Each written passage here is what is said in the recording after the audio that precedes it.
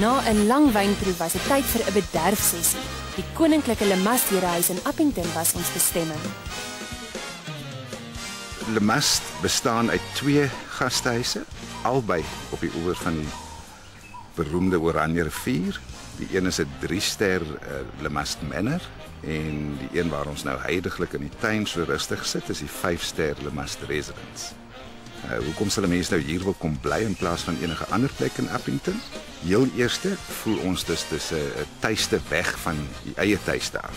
En ons wil graag hê die mense moet hier heeltemal tuis maak en van die geriewe gebruik maak asof hulle in hulle eie huis is.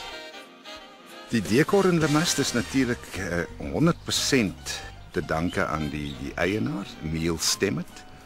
Hy het nou die flair daarvoor om al die antieke stukke wat jy hier kan sien te kollekteer van dwars oor die wêreld en dit is pragtig en dis heeltemal te danke aan hom en sy goeie oog vir al die mooi goed wat hier is.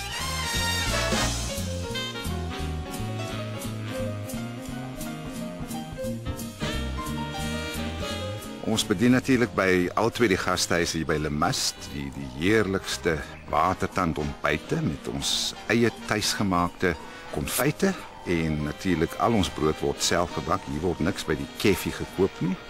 Dis als net heerlike tuisgemaakte goed boonbehalwe die norm wat daar ook bestaan vir ontbyte by meeste plekke.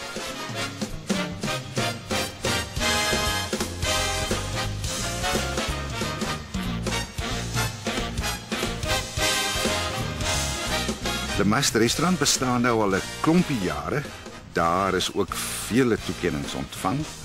Onder andere die Eat Out magazine het hom geryt in sy top 10 restaurante in die land of dan in die Noord-Kaap, maar ek kan uit eie ondervinding sê dat hy baie beslis een van die top 10 in die land kan wees.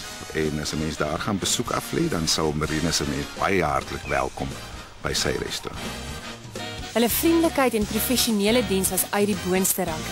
Met sy unieke kamers en 5-ster restaurant is Le Mast wel 'n must vir almal wat in Appington oornag.